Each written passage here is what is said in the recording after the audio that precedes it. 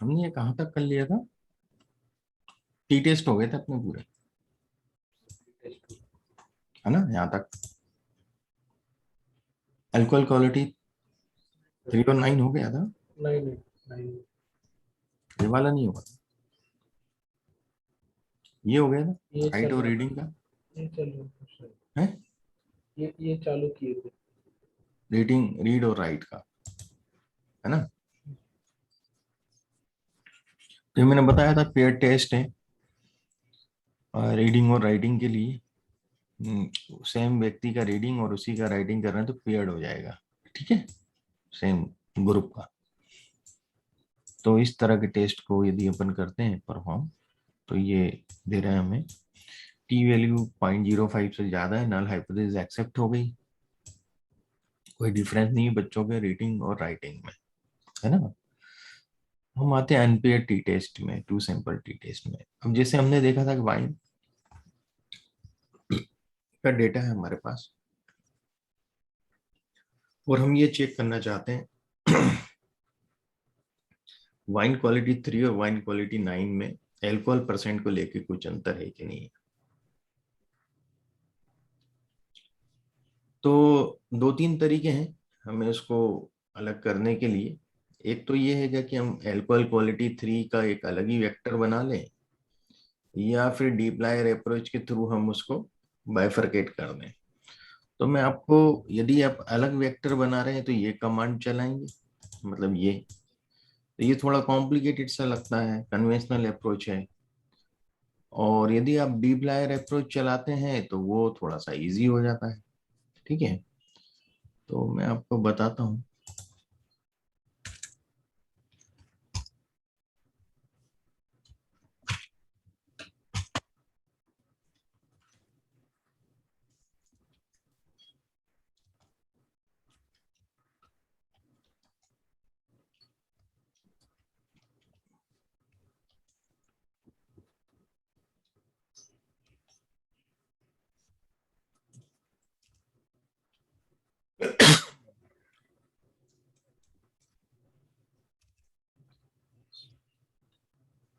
तो हमारा जो डेटा है, डीप लायर अप्रोच है तो लाइब्रेरी तो रन करना ही पड़ेगा।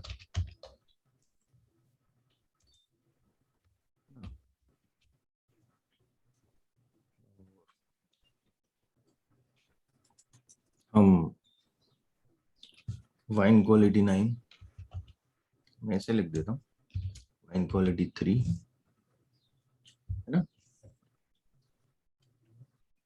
वेक्टर का नाम अलग दे रहा हूँ, यहाँ अलग दिया है एल्कोहल क्वालिटी 3, तो मैं वाइन 3 लिख दिया मैंने। वो कोई मतलब नहीं, ऑब्जेक्ट नेम अलग दिया है। ये नया डेटा फ्रेम बनेगा 3 का, इसमें पूरे कॉलम रहेंगे। यहाँ क्या हो रहा है, एक इंडिपेंडेंट कॉलम बन रहा है, वेक्टर बन रहा है खाली। ये भी रन करके बताऊंगा आपको। तो ये किससे बन रहा है, डब्ल्यू क्यू से बन रहा है ना? टाइप टू किया, हम फिल्टर कर रहे हैं इसमें, है ना? फिल्टर रो होती है, तो हम फिल्टर कर रहे हैं। अब फिल्टर क्या कर रहे हैं, वाइन क्वालिटी के हिसाब से फिल्टर कर रहे हैं। तो आप देखेंगे क्वालिटी करके हमारा कॉलम है, quality equal equal to 3। What it, any doubt Sangeet? हाँ जी। अब मैं इसको यदि रन करता हूँ, देखिए डब्ल्यू क्यू में देख लीजिए, पूरे 12 कॉलम और 4898 ऑब्जर्वेशन है ना? अब मैंने इसमें से जो वाइन क्वालिटी थे, जो लास्ट कॉलम है, इसमें से खाली 3 वाले लूंगा, ठीक है ना? जहां भी 3 होगा वो पूरा रो आ जाएगा मेरे पास, पूरा रो, है ना? तो कॉलम मुझे पूरे मिलेंगे। देखिएगा, वाइन 3 में 20 ऑब्जर्वेशन है और 12 वेरिएबल्स, वेरिएबल्स पूरे मिल रहे हैं मुझे, है ना? वेरिएबल्स जो डब्ल्यू क्यू में थे 12 वेरिएबल पूरे मिल रहे हैं। तो यदि मैं आपको इसको ओपन करके बताऊं, तो ये मेरे पास 3 वाले क्वालिटी के पूरे आ गए। आ गए भाई अनिंद्र? Yes sir. है ना? ओनली 3 वाले रिकॉर्ड्स। हाँ, समझ में आ गया ना? हाँ हम ऐसे करें, ये क्या है, ये कन्वेंशनल अप्रोच, ये थोड़ा कंफ्यूज करेगा अभी ये कोड आपको, ठीक है ना? ये स्क्वायर ब्रैकेट कहाँ लगाना है, क्या लिखना है? तो रिजल्ट तो सेम होगा ना कोई। हाँ, यहाँ ये अप्रोच ज्यादा अच्छी होती है, क्योंकि इसमें आपको पूरे कॉलम मिल जाते, किसी और कॉलम से भी आपको काम करना है तो कर सकते हो। हमने सिर्फ 3 पे फिल्टर लगा दिया ना सर। हाँ, फिल्टर लगा दिए। अब देखिए, इसको मैं करके बताता हूँ। इसमें क्या हुआ कि इसमें एक वेक्टर बन गया ये खाली, इसका कोई डेटा फ्रेम से लेना देना नहीं है। क्या डेटा फ्रेम यहाँ लिखा ही नहीं है ना मैंने? लिखा है क्या ऑब्जेक्ट नेम? ये तो ये एक वेक्टर दे रहा है, ये आउटपुट मुझे ये देगा। तो फिर कन्वर्ट करना पड़ेगा। हाँ वो नहीं, कन्वर्ट। वेक्टर है, ठीक है, वेक्टर से मैं टी टेस्ट तो कर लूंगा, वो कोई दिक्कत नहीं है। पर मुझे कोई और कॉलम के साथ भी करना है, मान लो अभी तो फिक्स्ड एल्कोहल परसेंट की बात करूं, मुझे फिक्स एसिडिटी को कंट्रोल कवर करना है या सल्फर ऑक्साइड कवर करना है, कैसे करूंगा? हर एक के लिए अलग अलग बनाना पड़ेगा। तो उससे अच्छा मैं ये ग्रुपिंग करता हूँ, ये मतलब इस फिल्टर करके लेता हूँ तो ज्यादा अच्छा है ना। क्लियर? फुल सेट रहेगा। तो इसमें अपन को पूरे कॉलम मिल रहे हैं, यदि मुझे कुछ और चीज पे भी करना है कंपैरिजन तो मैं कर सकता हूँ, तीन और जो भी मैं ले रहा हूँ फिल्टर करके। अब 9,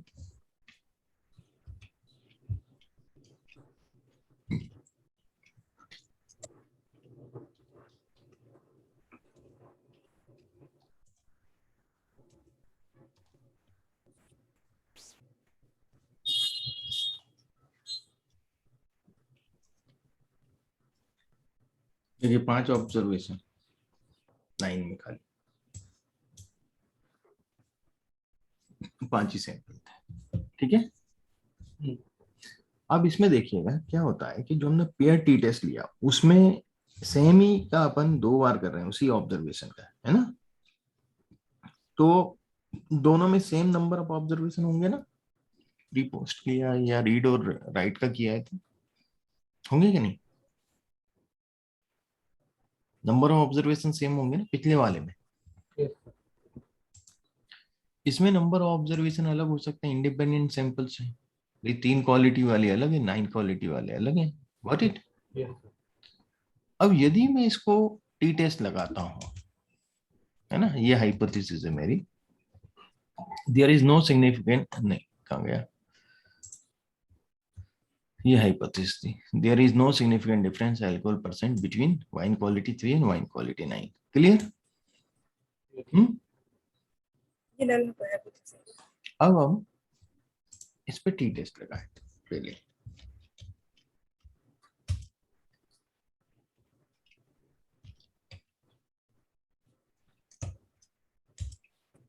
इसमें कॉलम जरूर डालिएगा अल्कोहल, है ना?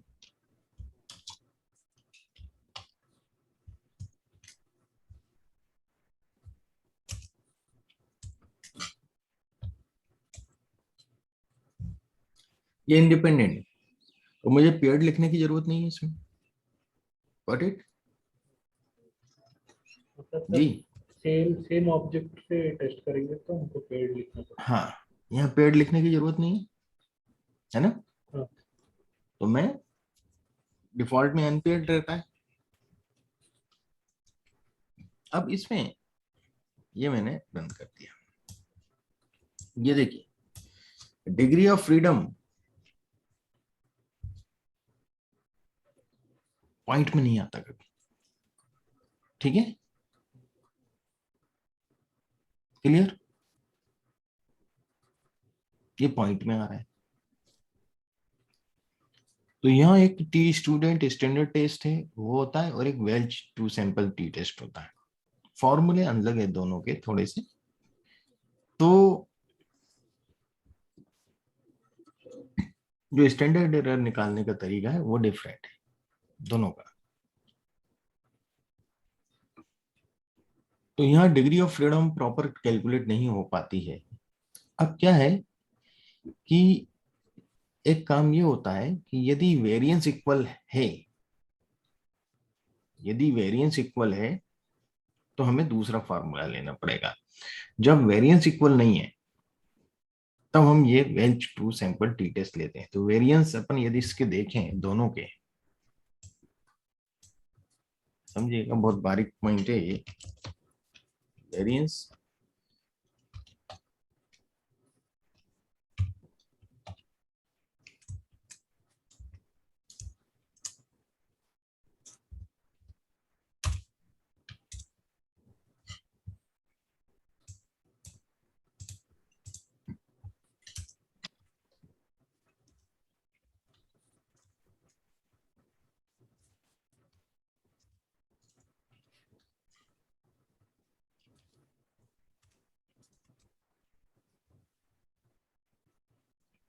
देखिए अंतर है वेरिएंस में।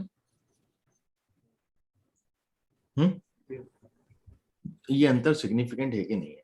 भाई अंतर हो सकता है, कम अंतर होगा तो वो तो इक्वल ही माना जाएगा, ठीक है ना। अब ये अंतर कम है या ज्यादा है, ये हमें चेक करना है। एक में 1 है, एक में 1.49, तो उसके लिए एक वेरिएंस टेस्ट होता है।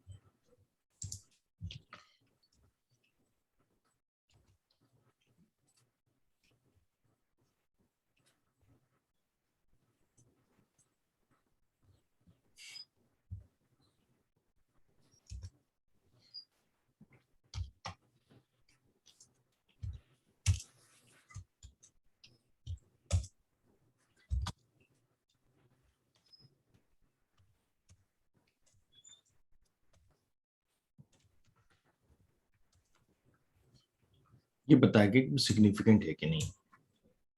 क्या बता रहे हैं?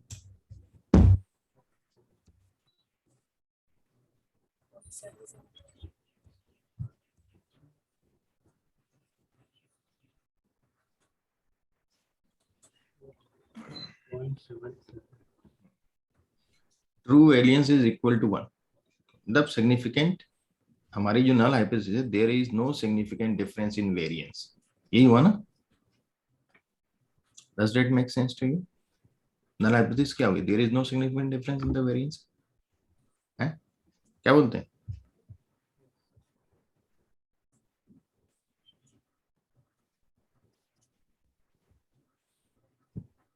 हाँ भाई, जवाब दो।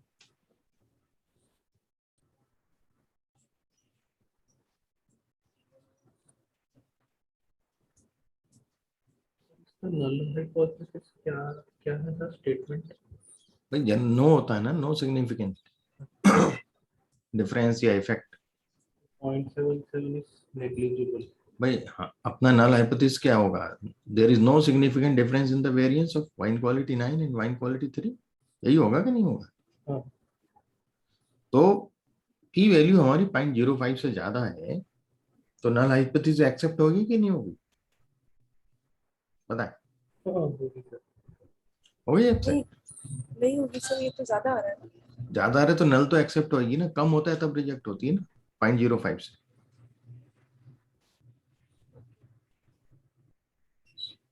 आप भूल गए? 0.05 से जब कम होती है तो रिजेक्ट होती है, 0.05 से ज्यादा होता है तो नल हाइपोथेसिस एक्सेप्ट होती है। क्लियर? तो आई थॉट कि 0.5 से अगर कम है तो एक्सेप्ट नहीं होगी, और अगर 1 से ज्यादा है ऐसा कुछ था तो। 1 नहीं बोल रहा हूँ, 1 नहीं बोल रहा हूँ, 0.05 बोल रहा हूँ मैं खाली। 0.05 से कम होगी तो रिजेक्ट लिख लीजिए, नोट करिए इसको आप। 0.05 p is less than 0.05 rejected, null hypothesis rejected, 80 rejected, ठीक है? ये लिख के रखिए बिल्कुल। तो ये हमारी नल हाइपोथेसिस रिजेक्ट हो गई कि वेरिएंस में कोई सिग्निफिकेंट डिफरेंस नहीं है, मतलब वेरिएंस इक्वल है। What it? पॉइंट क्लियर हुआ? हम्म। अब वेरिएंस इक्वल है तो टी टेस्ट चेंज हो जाएगा।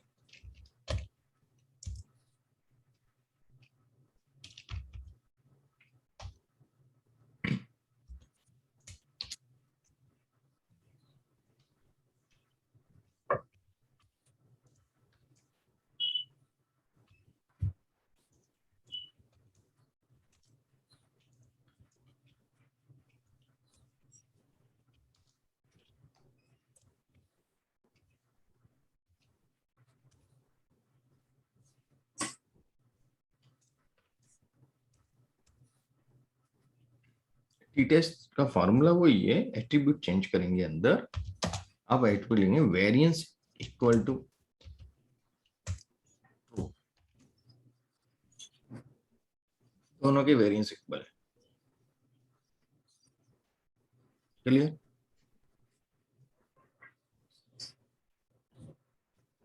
पॉइंट समझ में आ रहा है?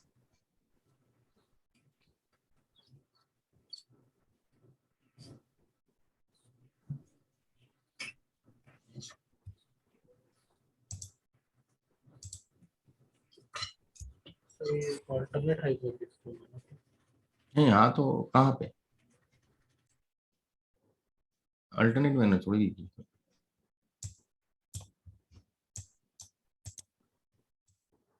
टी पहले वेरिएंस टेस्ट लगा के चेक करते हैं हम लोग, इसमें डिग्री ऑफ फ्रीडम गड़बड़ आ रहा था ना, हाँ टी टेस्ट लगाया था मैंने पहले,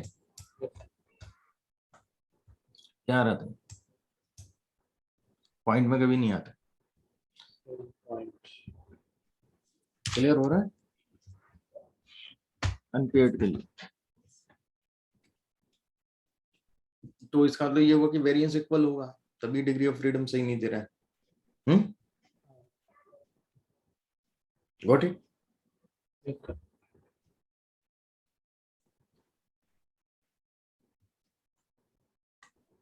अब देखिएगा, अब डिग्री ऑफ फ्रीडम क्या दे रहा है? 23 दे रहा है। 23 तो पहले में 20 ऑब्जर्वेशन है, दूसरे में 5 ऑब्जर्वेशन है, तो डिग्री ऑफ फ्रीडम होता है n1 minus 1 plus n2 minus 1। तो n1 20 में से एक माइनस के तो कितना है? 19 है ना, और 5 में से एक माइनस के तो 4, 19 और 4 कितना हुआ? 19 और 4 23 हुआ कि नहीं हुआ? What it? और ये वैल्यू 0.05 से कम है। 0.05 से कम है मतलब क्या हुआ? There is significant difference in the percentage of alcohol in wine quality 3 and wine quality 9। यही मीनिंग हुआ? Yes Got it? तो ये इस प्रकार से हम लोग चेक करते हैं। तो क्या होता है, यदि हम नेट पे थोड़ा बहुत इसको पढ़ते रहिए कि जो टी टेस्ट है, 2 सैंपल टी टेस्ट,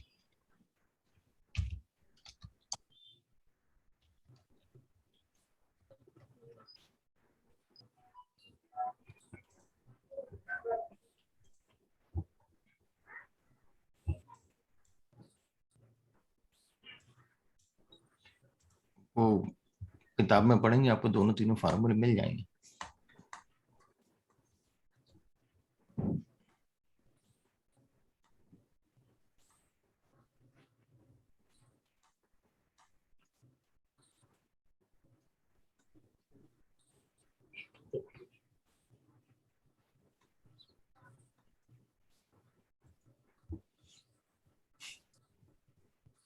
देखिए, हम लोग इसमें pooled standard deviation find out करते हैं, और स्टैंडर्ड डेविएशन का स्क्वायर जो होता है वो वेरिएंस होता है। तो ये वेरिएंस है, स्क्वायर है।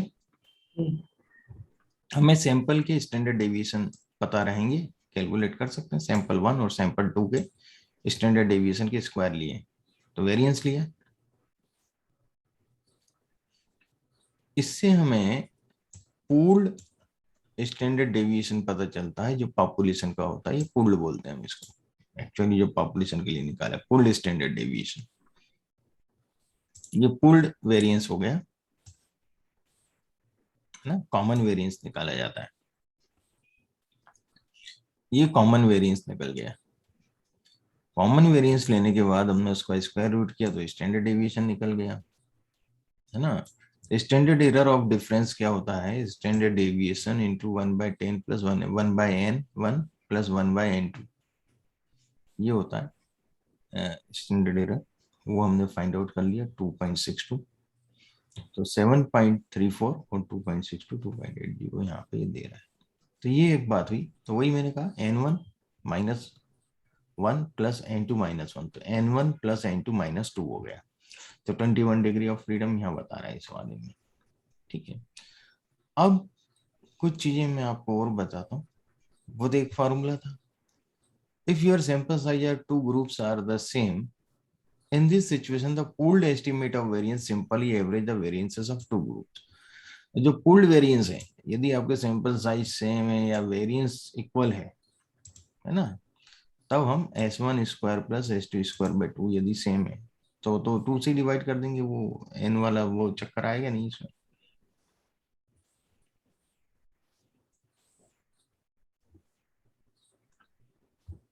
ये है अनइक्वल वेरिएंसेस का। देखिएगा unequal variances में when the variances of two groups are not equal, we cannot use the pooled estimate of the standard deviation. Instead we take the standard error for each group separately. Her group का हम separately standard error लेंगे। तो standard error क्या होगा, मतलब s square मतलब variance over root n1 plus variance over n2। Does that make sense to you? Formula अलग हो गया, गॉट इट? तो ये आप थोड़ा सा स्टडी करेंगे, है ना?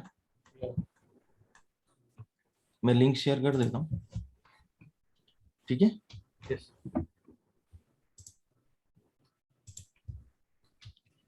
ये चैट बॉक्स पे कर दिया, आप अभी कॉपी पेस्ट कर लेना इसको, ठीक है?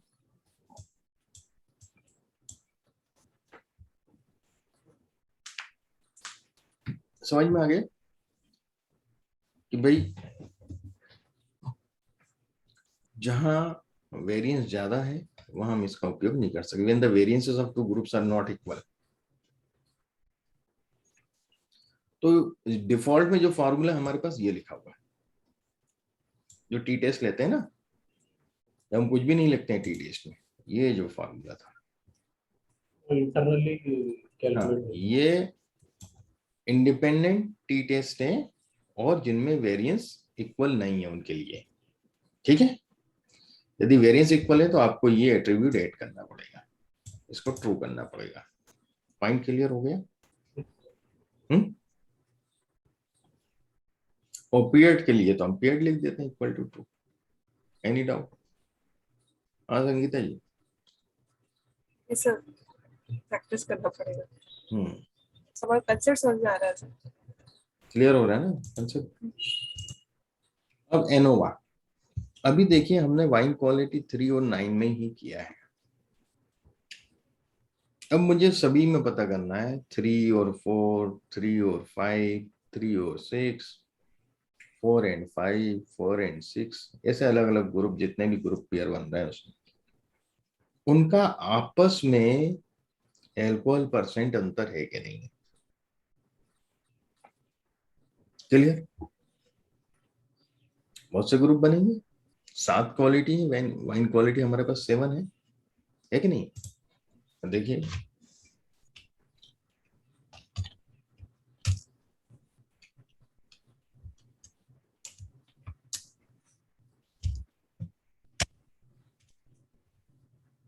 सात क्वालिटी है, 6, 5, 7, 8, 4, 3, 9, देख रहे हैं नीचे? अब इसमें ग्रुप बनेंगे, पर 3 का जैसे ग्रुप बनाते हैं तो उसके अलग ग्रुप बनेंगे। देखिए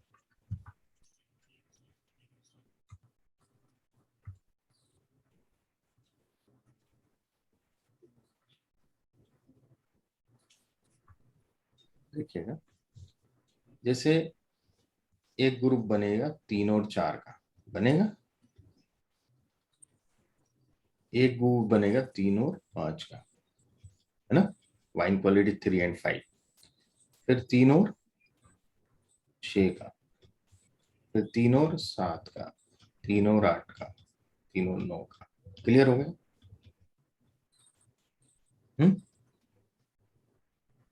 ये ऐसे फिर 4 और 5 का, 4 और 6 का, 4, 7, 4, 8, 4, 9, इन पेयर्स में सिग्निफिकेंट डिफरेंस है कि नहीं। फिर 5, 6, 5, 7, 5, 8, 5, फिर 6, 7, 6, 8, 6, 9, फिर 7, 8, इसे पूरा बनेगा सर। 7, 9, और दूसरे में 8। इतने ग्रुप बनेंगे कि नहीं बनेंगे? हैं? बनेंगे।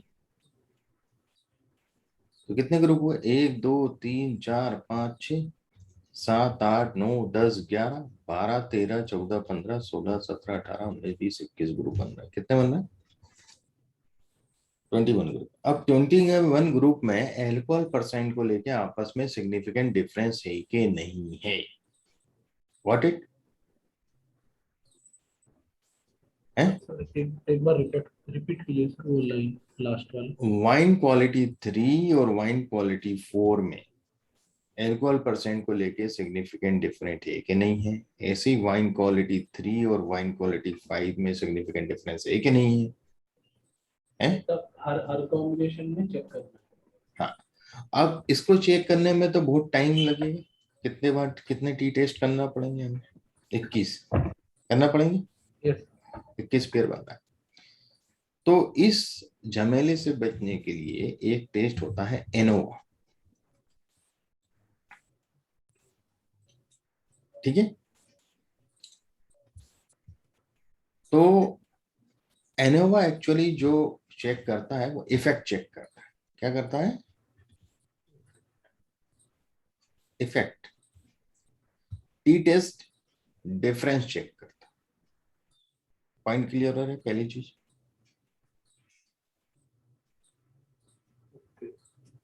इफेक्ट और डिफरेंस में अंतर है। वहां हम टी टेस्ट में चेक कर रहे थे कि जो वाइन क्वालिटी 3 में एल्कोहल परसेंट है और जो वाइन क्वालिटी 9 में एल्कोहल परसेंट है उनमें सिग्निफिकेंट डिफरेंस है या नहीं है। पॉइंट क्लियर हो रहा है? यहां पर एनोवा में हम देखते हैं कि एल्कोहल का जो इफेक्ट है वो वाइन क्वालिटी 3 और वाइन क्वालिटी 9 में सेम है क्या? Is it clear? अंडरस्टैंड? कुछ लोग सिग्निफिकेंट डिफरेंस के लिए भी एनोवा यूज कर लेते हैं, लिख देते हैं, वो मैं आपको थोड़ा सा क्लियर करता हूं।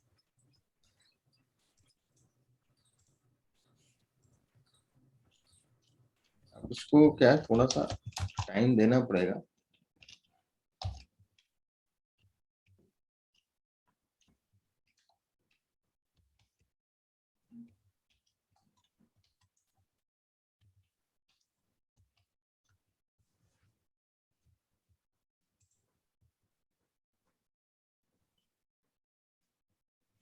कुछ डिफरेंस के लिए भी यूज करते हैं, कुछ इफेक्ट के लिए भी यूज करते हैं, है ना? तो यहाँ इफेक्ट तो हम लोग नहीं बोल सकते क्योंकि तीसरा अपन उस पे ले रहे हैं एल्कोहल परसेंट पे। एक्चुअली वही नो डिफरेंस इन मीन जो कि हमारा टी टेस्ट बोलता है, अपन उस तरह से भी लिख सकते हैं। वो जनरली हम इसको इफेक्ट चेक करने के लिए उपयोग करते हैं। ठीक है।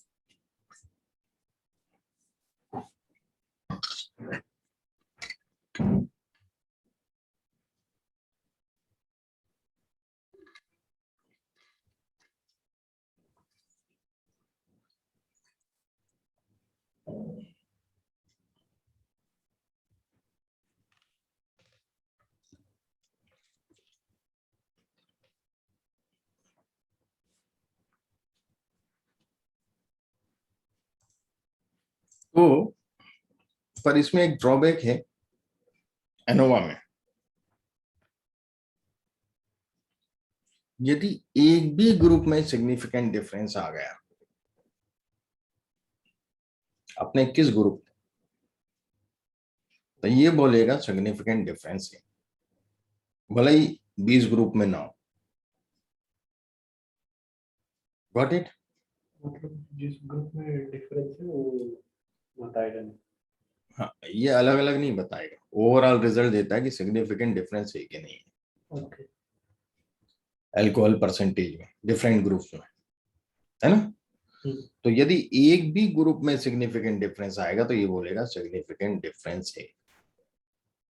Got it? ये इसका ड्रॉबैक है।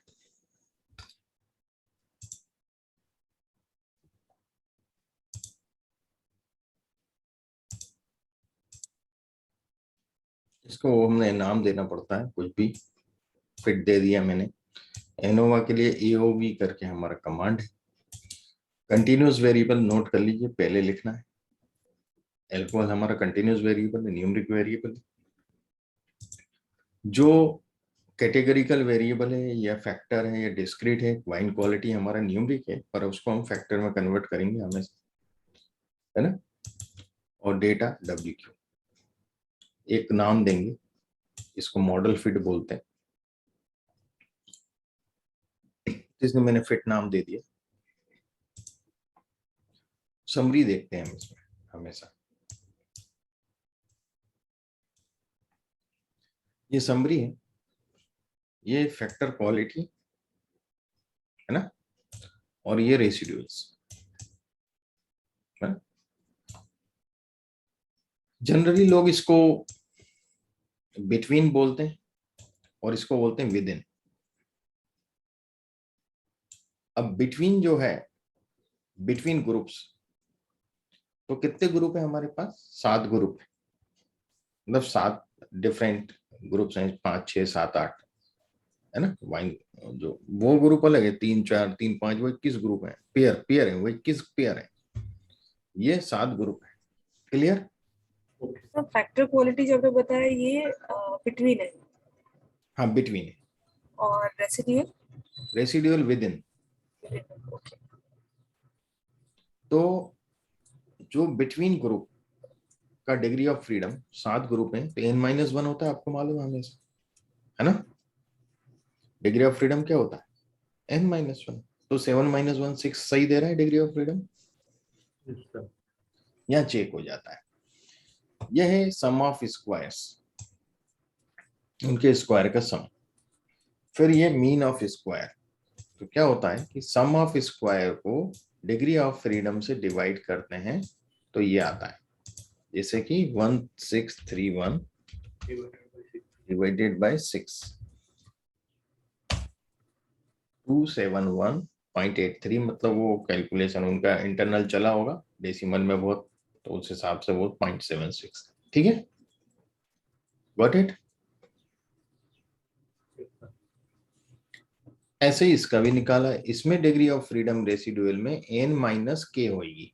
k is the number of group, 7 जो है वो k है, और n टोटल ऑब्जर्वेशन। तो 4898 ऑब्जर्वेशन है हमारे, हैंगे यहाँ। उसमें से 7 माइनस किया, n-k, 4891 आ गया degree of freedom. Got it. तो इसमें भी वही है, 5786 डिवाइड बाय 4891, क्या है? 1.18। क्या गया इसका? यहाँ तक समझ में आया? जो एफ वैल्यू है, एफ टेस्ट है एक प्रकार का, एनोवा में एफ टेस्ट होता है, तो वो होता है मीन स्क्वायर इसका और मीन स्क्वायर इसका, इन दोनों का रेशियो। ठीक है, 271.76 डिवाइडेड 1.18, गॉट इट। कितना है? 230, ये 229.7, करेक्ट। यहाँ अप्रोक्सीमेट देगा कि बैकएंड में पूरी मल्टी पूरी वैल्यू लेके चलता है, डेसिमल के बाद काफी डिजिट के हिसाब से कैलकुलेट होता है। Got it? P value less than 0.05, even 0.01 से भी कम। Got it? जब कम है तो there is significant difference in the percentage of alcohol in various groups, various pairs. Got it? Various pair of groups. Got it? Significant difference है, alcohol percent एक जैसा नहीं है हर ग्रुप में। ठीक है, मतलब 3, 4, 5, 6, 7, 8 में एक जैसा नहीं है। ये तो ये बता रहा है कम्युलेटिव। मैंने बताया कि इसकी एक खामी है कि एक भी पेयर में यदि सिग्निफिकेंट डिफरेंस आया तो बोल देगा साहब सिग्निफिकेंट डिफरेंस है। Is it clear?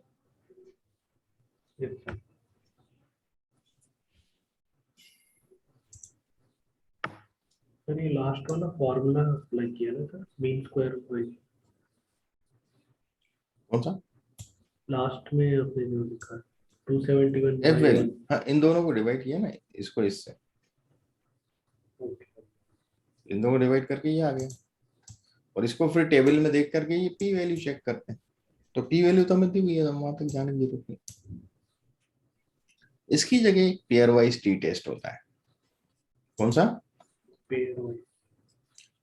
ये पी वैल्यू देता है हमें खाली, बाकी के स्टेटिस्टिक्स नहीं देता है। या तो आप टी टेस्ट सबके अलग अलग ले लो, 3 ग्रुप 4 ग्रुप का निकालो, फिर 3 5 का निकालो, फिर 3 6 का निकालो। ऐसे पेयर टेस्ट जैसे अपन ने करे थे पहले, 3 और 9 का किया था, यस सर। वैसे हर ग्रुप के करें, 21 बार करें। ओके। एक तो वो तरीका हो गया, और उससे बचना है तो आप पेयर वाइज टी टेस्ट है, कुछ नहीं है इसमें, प्रोबेबिलिटी एडजस्टमेंट होता है। जो डिफरेंट मेथड है, मैं बॉनफेरो यूज करूं, है ना। यदि आप पेयर वाइज टी टेस्ट के बारे में देखेंगे,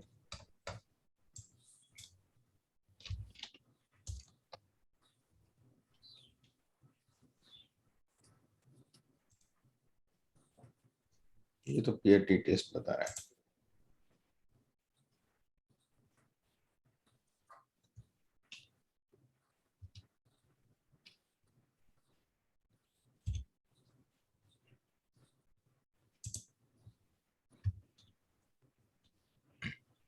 पेयर वाइज ये आर के अंदर है, मैं बता रहा हूं आपको।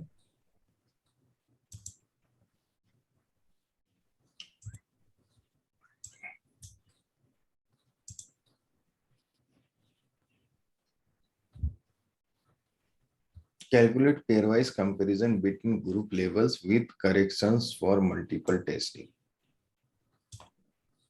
Pairwise t test, x और g दोनों ग्रुप आ गए। p एडजस्टमेंट मेथड क्या है? Full S D, not paired, है ना, पेयर तो है नहीं, डिफॉल्ट में नॉट पेयर्ड ही रहता है। Paired false, alternative, two side, less या greater, left side right side. ये इसके बेसिक हमारे पास वो है एट्रीब्यूट। इसको और डिटेल में आप चाहें तो और सर्च कर सकते हैं, कहीं और भी दिया होगा। फिर वो एस टी टेस्ट आर, यहाँ भी वही चीज दे रहे हैं वो, डिटेल नहीं शो किया है। देखते हैं कहीं कहीं साइट पे आना चाहिए detail. Full H D switch calculates common H D for all groups, ज्यादा नहीं दे रहा है डिटेल। ठीक है, इसको कहीं और इसके आर पे जाना पड़ेगा।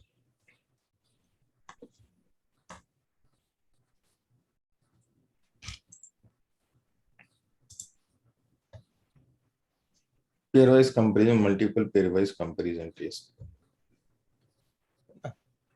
तो ये पाइथन के हिसाब से, पाइथन में भी होता है।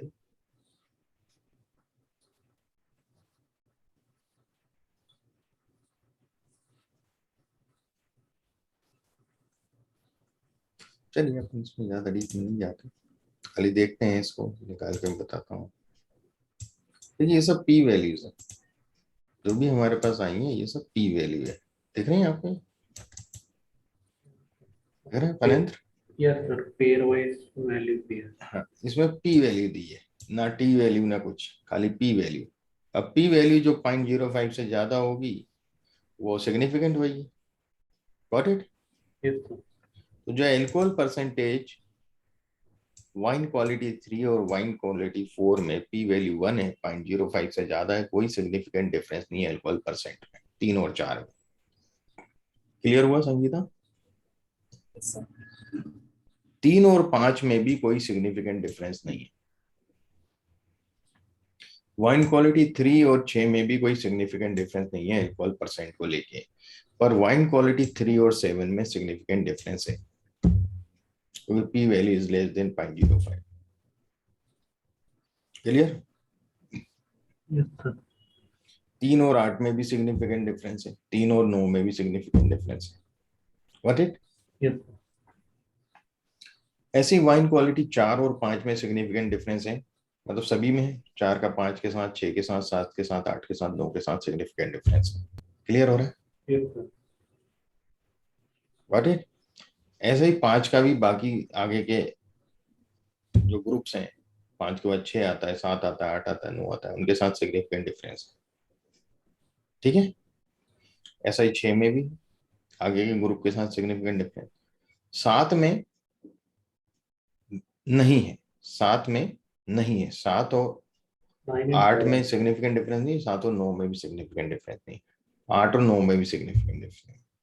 तो 7 वाइन क्वालिटी 7 और 8 में आगे के ग्रुप के साथ कोई सिग्निफिकेंट डिफरेंस नहीं है। ठीक है? यस। तो ये ज्यादा अच्छा है उससे। Yes sir. पूरा कॉलम वाइज पूरा अच्छे से बता दिया उसने। पूरा हमें बता दिया भाई किस में आ रहा है, किस पेयर में सिग्निफिकेंट डिफरेंस है, किस में नहीं है, एनोवा की जगह। ठीक है? तो यदि हम सिग्निफिकेंट डिफरेंस की बात करें तो एनोवा से बेटर हम पेयर वाइज टी टेस्ट लें। मैं सिग्निफिकेंट डिफरेंस के लिए एनोवा प्रेफर नहीं करता हूं जनरल। ठीक है, इफेक्ट के लिए हम जरूर ले सकते हैं उसको, एक का इफेक्ट दूसरे पे पड़ रहा है। जैसे बहुत सारे कंपैरिजन हो तो फिर पेयर वाइज करना बेस्ट है। हाँ, और सिर्फ 2 कंपैरिजन है तो फिर टी हम टेस्ट, एनोवा करेंगे। टी टेस्ट लगेगा एनोवा का। एनोवा भी मल्टीपल के लिए ही है ना, एनोवा भी तो मल्टीपल ही किए ना, पूरे ग्रुप किए आपने। ठीक है?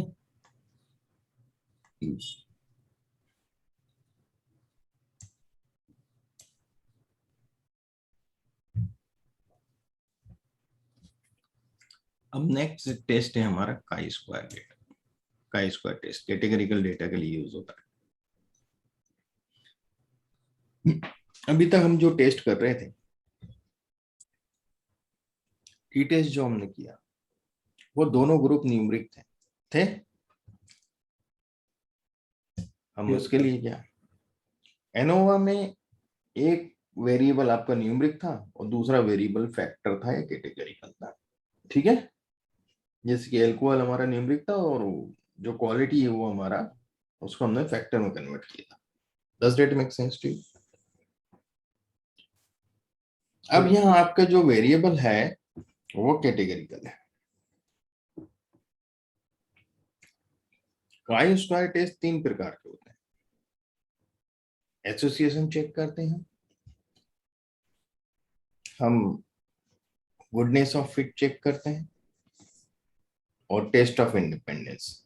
एसोसिएशन का तो इतना यूज होता नहीं। हम टेस्ट ऑफ इंडिपेंडेंस और गुडनेस ऑफ फिट की बात करेंगे।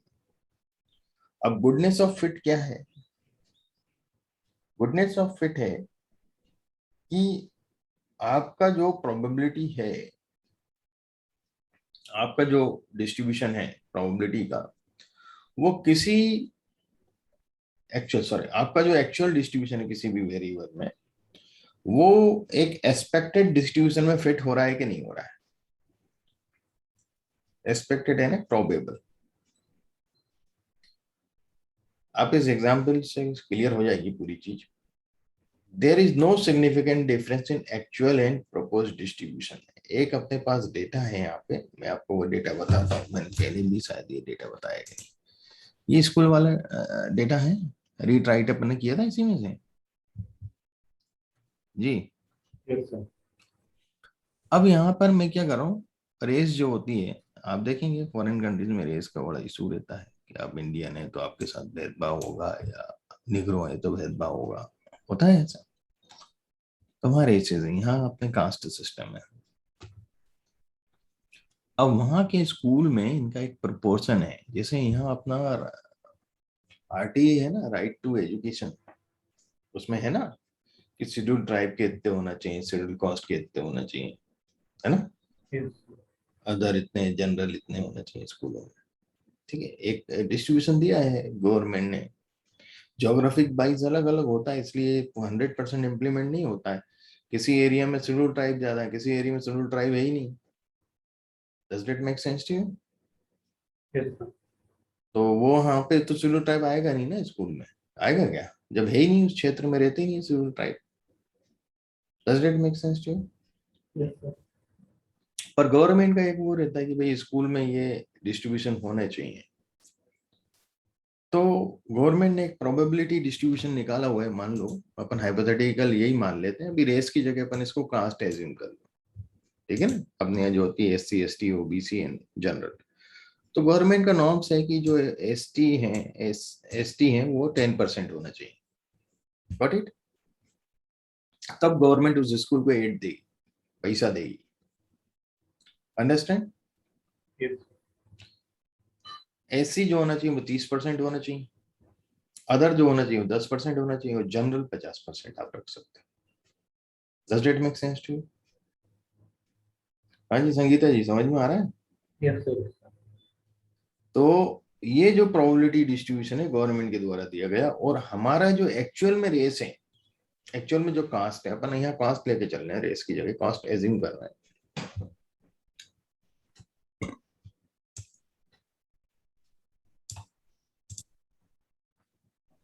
मतलब ST 24 है उस स्कूल में, SC 11 है, अदर 20 है, और जनरल 145 है। क्लियर हो रही पॉइंट? Yes sir. यदि मैं इनका प्रोपोर्शन देखूं, इनकी प्रोबेबिलिटी देखूं कितनी आ रही, मेरी एक्चुअल प्रोबेबिलिटी कितनी है, तो प्रोबेबिलिटी क्या होता है, एक्चुअली प्रोपोर्शन ही होता है कि नहीं होता है, फेवरेबल आउटकम पर टोटल आउटकम।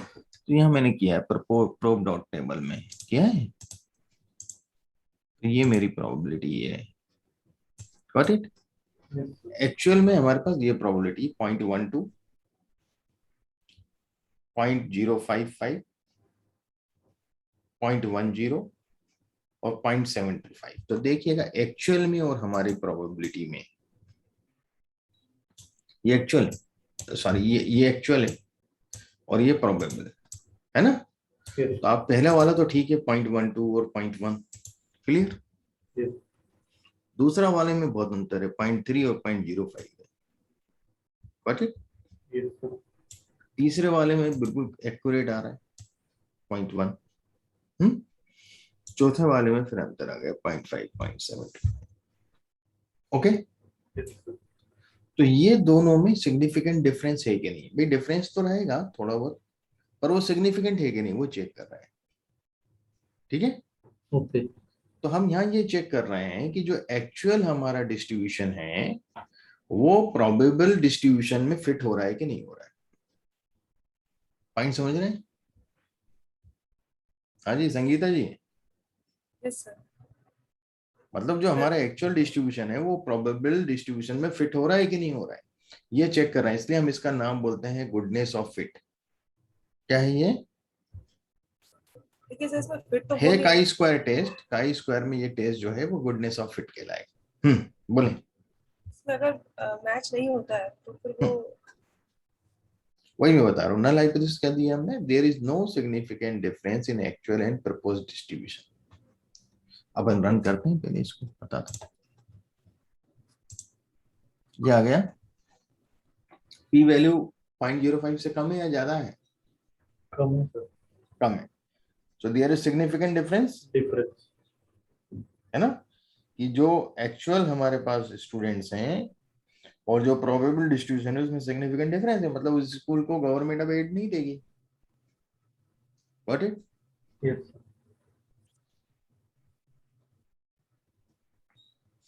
ये प्रोबेबल डिस्ट्रीब्यूशन गवर्नमेंट, क्या होता है कि जब एक गवर्नमेंट पूरे स्कूलों के लिए एक जैसा देती है, पर लोकल बॉडीज जो हैं वो वहाँ के सेंसस के हिसाब से इस डिस्ट्रीब्यूशन को चेंज करके चेक करते हैं। ठीक है ना? Yes, sir.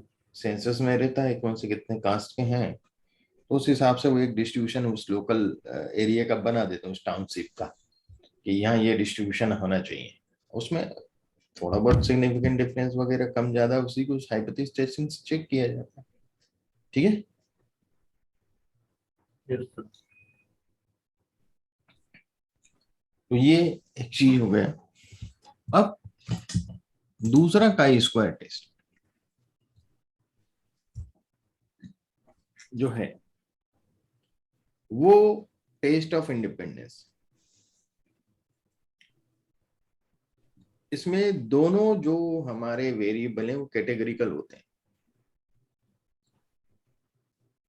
जैसे मैंने इसमें एक लिया है एसीएस, सोशियो इकोनॉमिक स्टेटस। इसमें 3 कैटेगरी है, 1 2 3, लो मीडियम हाई। दूसरा मैंने लिया जेंडर, फीमेल यानी जेंडर है 0 एंड 1 में है, तो 0 यानी मेल और 1 यानी फीमेल। तो मैं ये चेक करना चाहता हूं कि there is no significant relation in socio economic status and gender. Gender और सोशियो इकोनॉमिक स्टेटस में एक सिग्निफिकेंट डिफरेंस है या नहीं है। मतलब ऐसा तो नहीं है उस स्कूल में जो लड़कियां हैं वो मीडियम एसीएस से हैं और लड़के जो हैं वो हाई एसीएस और लो एसीएस से हैं। क्लियर हो रहा है पॉइंट? Yes, sir. ऐसा तो नहीं है रिलेशन हो कि जेंडर का और एसीएस का, कि ये लड़कियां एसी एसीएस की हैं और लड़के जो हैं एसीएस। तो वो टेस्ट ऑफ इंडिपेंडेंट, मतलब दोनों वेरिएबल इंडिपेंडेंट है कि नहीं है ये चेक करने के लिए। What it? Yes. इसलिए हम इसको बोलते हैं टेस्ट ऑफ इंडिपेंडेंस। एक आई स्क्वायर, तो P is greater than 0.05, so there is no significant relation in race and socio-economic status। में कोई significant relation नहीं है, it means they are independent। यही मतलब हुआ ना कि नहीं? Yes, sir. कोई रिलेशन नहीं है मतलब इंडिपेंडेंट है। तो दोनों वेरिएबल एसीएस और जेंडर ये इंडिपेंडेंट है, इनका एक दूसरे से कोई लेना देना नहीं है। Does that make sense to you? Sangeeta ji समझ में आया? हाँ जी।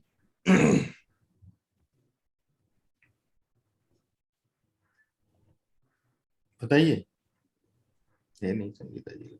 नहीं सर, वो सर पी वैल्यू इसमें 0.5 से ज्यादा है, हाँ, इसलिए बोल रहे थे। इसलिए हाँ, नल हाइपोथेसिस हमारी एक्सेप्ट होगी ना, देयर इज हाँ, नो सिग्निफिकेंट रिलेशन। तो सिग्निफिकेंट रिलेशन नहीं है मतलब क्या हुआ? इंडिपेंडेंट है दोनों। क्या है? यही मीनिंग आएगा ना yes, भाई। रिलेशन नहीं है मतलब इंडिपेंडेंट है, एक दूसरे पर निर्भर नहीं करते हैं। हम्म, क्लियर हो रहा है? yes, sir.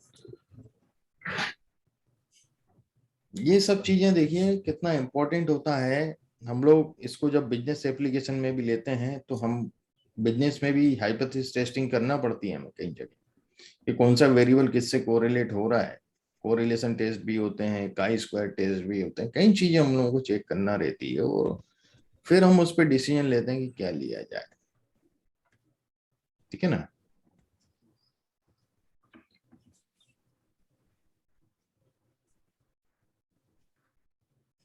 तो रियल लाइफ में गवर्नमेंट भी ये सारे टेस्ट करती है, मतलब है? रियल लाइफ में गवर्नमेंट भी ये सारे टेस्ट करती है। करती है मैडम। सीरियसली। अभी एक प्रोजेक्ट चल रहा है एजुकेशन पे, उसमें मैं इन्वॉल्व हूँ। गवर्नमेंट का, एमपी गवर्नमेंट का प्रोजेक्ट है। तो उसमें साइकोलॉजी के 300 कुछ यूनिट्स ऑल ओवर एमपी लगाए जा रहे हैं काउंसलिंग के लिए गवर्नमेंट की तरफ से, है ना? अभी तक ये फॉरेन में होता था और ये चीज गुजरात में हुई। गुजरात के बाद अब एमपी ने इसको अडॉप्ट किया और उसमें as a data analyst, statistical analyst मुझे अपॉइंट किया उन्होंने। तो उसमें अभी हम लोग एक टूल बना रहे हैं। बहुत से साइकोलॉजिस्ट हैं उसमें, बहुत से आईटी के लोग हैं, गवर्नमेंट फंड कर रही है उसको। तो उसमें एक टूल बना रहे हैं कि बच्चों का जो लर्निंग डिसेबिलिटी होती है ना, वो आजकल ये बढ़ रही है।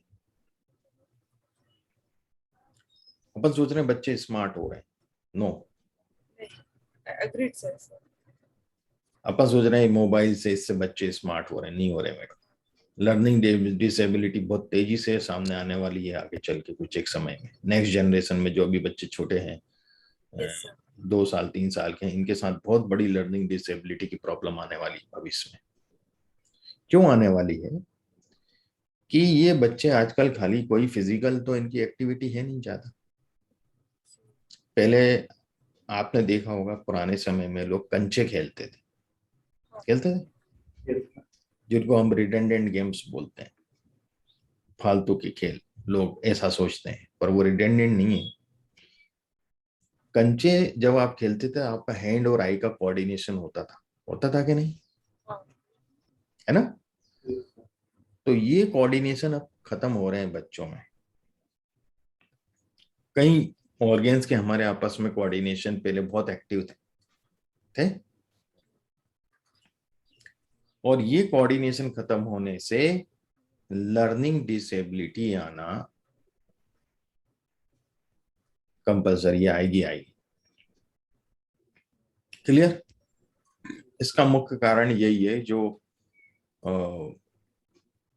साइंस ने निकाला है, चाहे तो वो बच्चे डॉक्टर। लिखते ही नहीं है आजकल। हाँ, राइटिंग का तो बहुत बड़ा इशू है। तो ये जो सब चीजें हैं,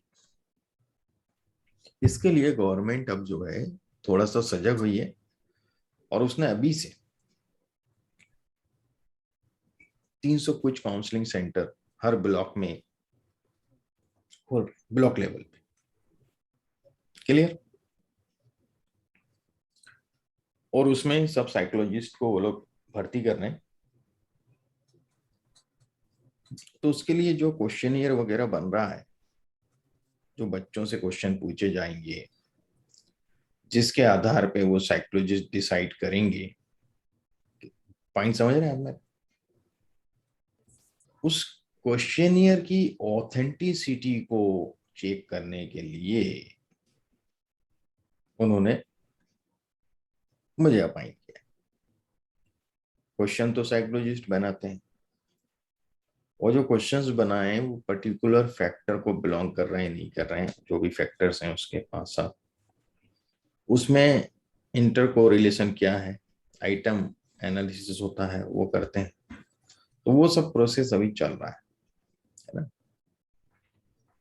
जब ये कंप्लीट हो जाएगा तो इसका एक मोबाइल ऐप बनेगा कि जो साइकोलॉजिस्ट को दिया जाएगा, क्योंकि वो वहीं पे या डेस्कटॉप पे वो जो भी उसका स्कोर आ रहा है बंदे का, वो उससे क्वेश्चन पूछ के वो फिट करेंगे और वो रिस्पॉन्स देगा कि हाँ उसको लर्निंग एबिलिटी है या नहीं, डिसेबिलिटी है कि नहीं। What it. तो प्रैक्टिकली भी ये सब यूज होता है ना। बहुत बढ़िया प्रैक्टिकल सर। प्रैक्टिकली भी यूज होता है। अभी बहुत अच्छा अपॉर्चुनिटी है यदि पॉलिटिकल उस पे हम स्टेट वाइज हर वार्ड वाइज या बूथ वाइज एनालिसिस करें और पिछला ट्रेंड देखें, पिछले 2 इलेक्शन का, जो विधानसभा के इलेक्शन और अभी के, हम फ्यूचर का प्रेडिक्ट करते हैं कि जो आ रहा है 2022-23 में मध्य प्रदेश में और भी जगहों पे, तो काफी चीज निकल के आती है। उसमें भी कर सकते हैं, बहुत अच्छा एनालिसिस हो सकता है। और मैंने उसको थोड़ा सा रफली किया था, तो जिसमें बीजेपी जा रहा है एमपी में। तो वो तो हो गया ना सर एमपी का हाँ, इलेक्शन। असंभव है, अब नहीं आ रही मतलब इस। आप हाँ नेक्स्ट इलेक्शन का बता रहे हैं? हाँ, नेक्स्ट इलेक्शन बीजेपी नहीं आएगी सर? नहीं आएगी, स्टेट में कहीं नहीं आ रही है। तो गुजरात। गुजरात में रहेगी, गुजरात क्योंकि भाई गढ़ है मोदी जी का, और वाघेला है नहीं अब वहाँ क्या, तो वहाँ रहेगी, बाकी तो संभव नहीं है। तो एमपी से भी चली जाएगी? हैं, एमपी में एमपी से? जाएगी, एमपी में जा रही, यूपी में नहीं जाएगी। यूपी में थोड़ा सा ये संभाल रहा है, काफी अच्छा किया काम योगी जी ने क्या, अपने लेवल पे। पर स्टेट में इनका अब नहीं रहेगा ज्यादा एग्जिस्टेंस, वैसे सेंटर में कौन रहे। आ रहा है? कौन आ रहा है? कांग्रेस आएगी? कांग्रेस आई। अभी लास्ट इलेक्शन में भी तो कांग्रेस जीता था ना सर। कांग्रेस ही जीता था ना, इन्होंने जोड़ तोड़ के बनाई है इसको। तो हर जगह इनका वही फॉर्मूला है। पैटर्न दिख रहा है ना कि भाई क्योंकि शिवराज सिंह चौहान अब कुछ कर भी नहीं रहे। हो गया जैसे सर, 3-4 बार बन गया। 3-4 बार होंगे तो अब क्या है, वो वो आदमी के कॉन्फिडेंस लिए आएगा। एक जनरल चीज हो जाती है। 20 साल नौकरी कर ली उसने, वो क्या क्या कमा लिया खूब नौकरी करके। नौकरी जैसे ही हो गया आदमी अपने लाइफ में, कितना 20-25 साल 30 साल जॉब करता है, 20 साल वो रहा है सीएम की पोस्ट पे। अब रिटायरमेंट देंगे लोग उसको। तो वो एक है कि जो एक फैक्टर होता है वो वर्क करेगा उधर। अभी इस टाइम उस पे भी, पॉलिटिकल पे भी बहुत अच्छा एनालिसिस होता है, उनमें सब में ये लगता है, हाइपोथेसिस वगैरह भी लगता है। अब यह मैंने बताया कि रेस, सॉरी अपना क्या है, एसीएस, एसीएस और जेंडर में सिग्निफिकेंट डिफरेंस नहीं है, इंडिपेंडेंट रिलेशन नहीं है, रिलेशन। अब हम कर रहे हैं रेस और एसीएस में। पहले हमने एसीएस और जेंडर में किया था, अब हम रेस और एसीएस में करके देखते हैं कि जो रेस है और जो सोशियो इकोनॉमिक स्टेटस है उसमें सिग्निफिकेंट डिफरेंस है। जब मैंने इसको किया तो आप देखिएगा क्या आ रहा है, वार्निंग आ रहा है, क्या दे रहा है वार्निंग? तो वो डेटा टाइप अलग है इसलिए।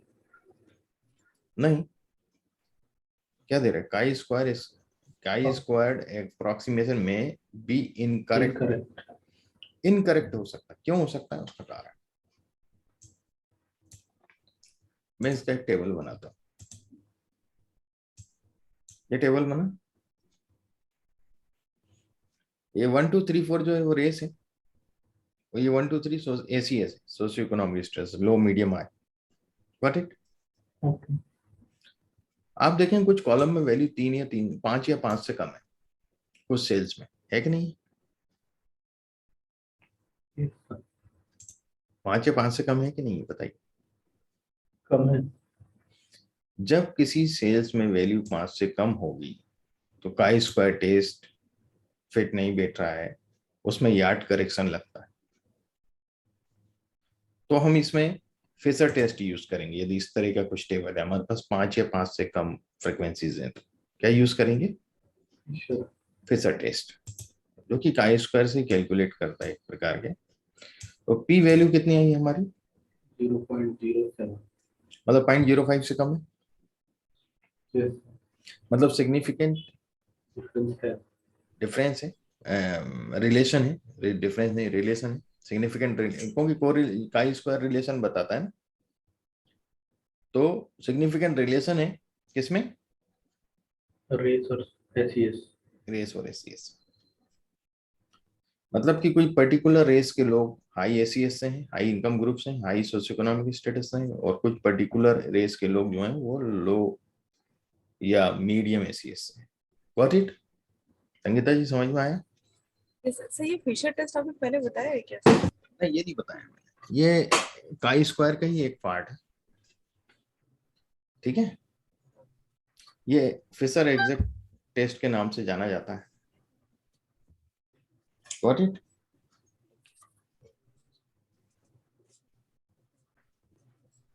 तो जहां भी काई स्क्वायर में वार्निंग आती है, फिशर टेस्ट लगाते हैं।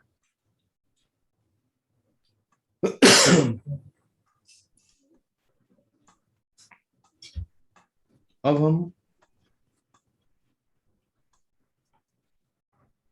देखते हैं, कई बार हमें डेटा नॉर्मल है या नहीं है, नॉर्मलिटी टेस्ट भी हम लोग लगाते हैं कई बार।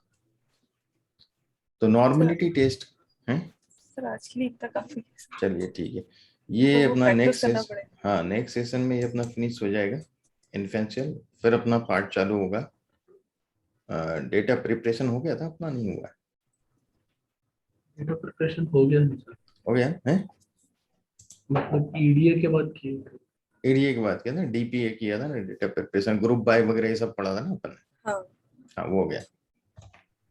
अब अपना जो चालू होगा वो प्रेडिक्टिव एनालिसिस, ठीक है, वो अपना अंतिम पड़ाव है।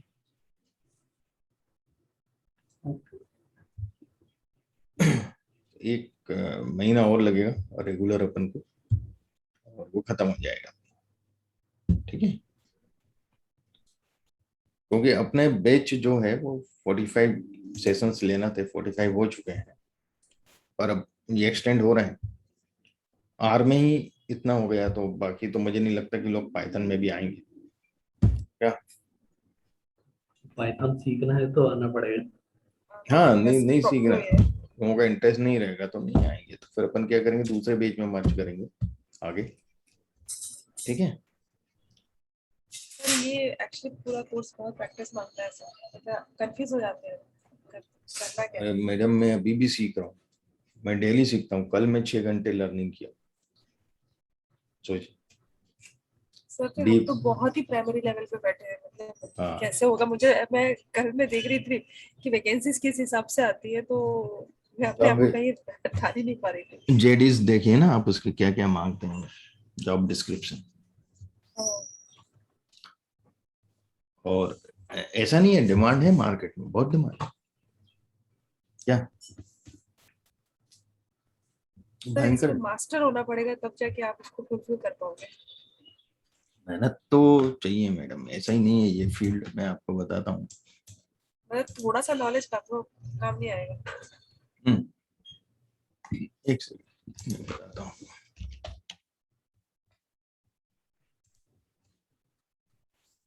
फणींद्र और सफेद सर उसी बैकग्राउंड से वैसे। संज्ञा तो काफी अच्छा कर लेते हैं।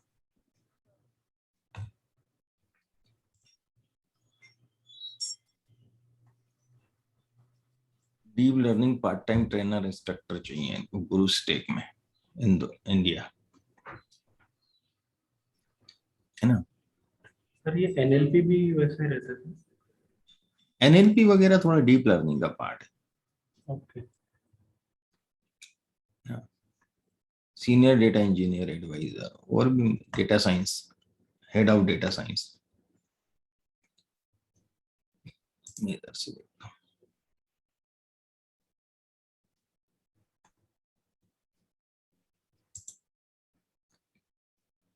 सीनियर डेटा एनालिस्ट, है ना।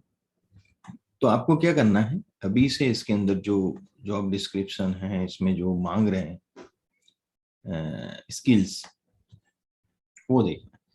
डेटा इनसाइड एनालिस्ट, अब देखिए आजकल रिमोट दे रहे हैं सब। कोच के ट्रेनर के कितने हैं, है ना। जैसे कि ट्रेनर चाहिए इनको, कितना दे रहे हैं, 53,000 से पाउंड। 55,000 पॉइंट। तो जैसे अपन इसको कैलकुलेट करें तो काफी सैलरी यूके के हिसाब का है ये। यूनाइटेड किंगडम में रिमोट चाहिए इनको, मतलब यहाँ बैठ के पढ़ा सकते। सर उनका स्टैंडर्ड है सर कितना, तो 40 या 50,000 पाउंड हाँ मिनिमम। वो है। Lifetime training is looking for individuals who have a passion of developing others, coaching and mentoring people to achieve very best for their abilities in the field of data analysis. You do not need to have any previous teaching experience or experience of data science, just the derive, the deliver, the develop both yourself and others. तो ये बहुत job है, job की कमी नहीं, हर तरह के job है। अब देखिए कितने जॉब, सीनियर डेटा एनालिस्ट, फिर system and data analyst senior categories, data analyst है ना, data science analyst, audience senior data analyst, मतलब ये सर आपने ये वर्ल्ड वाइड निकाला है ना, मतलब पर्टिकुलर इंडिया का ये निकाला है, गुड़गांव मैडम, बेंगलुरु। इसमें ऑस्ट्रेलिया भी दिखा दिया तो समझ लो। हाँ हाँ, ये वर्ल्ड वाइड है, अपन इसमें ले सकते हैं कुछ भी, वो यहाँ से आप फिल्टर लगा सकते हैं क्या। बहुत निकलते हैं मैडम, बॉम्बे, बेंगलुरु, भयंकर है जॉब, बहुत। मेरे पास तो कॉल आते रहते हैं ना, HR वगैरह। अब लोग होते नहीं उस लेवल की, मैं जब तक परफेक्ट नहीं होता मैं रेफर ही नहीं करता, जब तक मैं सेटिस्फाइड नहीं होता। अभी एक को लगाया 12 लाख के पैकेज में, फ्रेशर, मतलब एक्सपीरियंस था IT फील्ड का उसको, पर डेटा साइंस में फ्रेश, ट्रांजिट किया उसने, PHP पे था वो।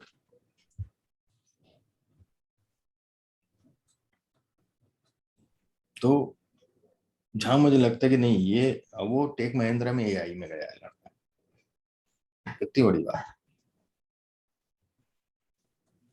टेक महिंद्रा के AI के पार्ट, दैट्स।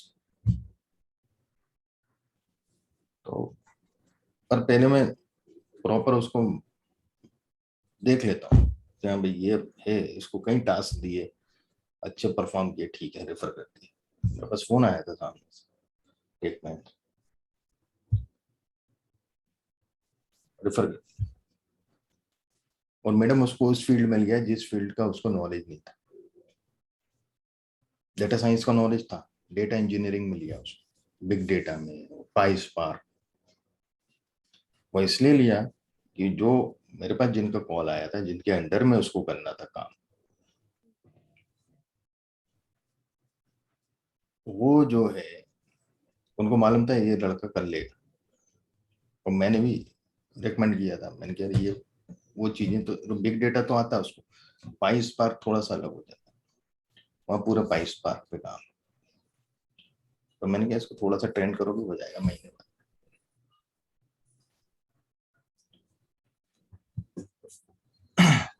कर लिया उन लोगों ने। हमारे बैच से तो कोई स्कोप लग नहीं रहा होगा आपको।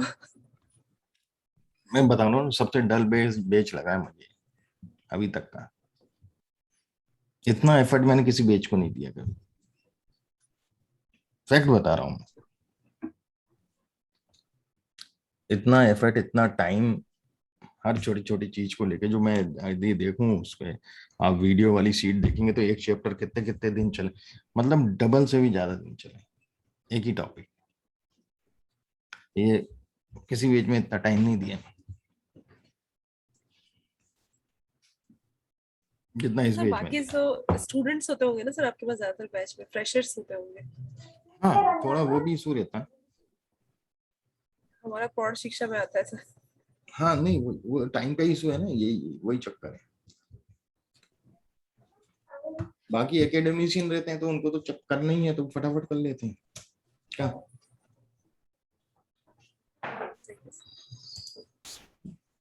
तो एफर्ट तो करना पड़ेगा फाइनेंसर अपन को क्या, बिल्कुल सर। डिमांड बहुत है मार्केट में, माल नहीं है, सर ये सप्लाई नहीं। ग्राफ वाला भी कुछ है सर डेटा साइंस में? टेबलू वगैरह में बनते हैं ना, Power BI में। रिसेंटली ट्रेनिंग हुआ था ऑफिस में, मेरा तो हम्म, समझ में नहीं आया, ग्राफ मॉडलिंग है कुछ तो। अच्छा अच्छा। तो ये उसमें क्या है, कौन से टूल पे लिया था उन्होंने। सर वो एक्चुअली तो पूरा स्लाइड बेस्ड करके बताया था। हम्म, पता नहीं क्या हुआ। ग्राफ मतलब किस तरह के, ये बार प्लॉट वगैरह कुछ और ग्राफ। नहीं सर, दूसरा था सर, डेटा साइंस रिलेटेड कुछ। मैं आपको शायद नेक्स्ट क्लास में बताऊंगा डिटेल्स। हम्म,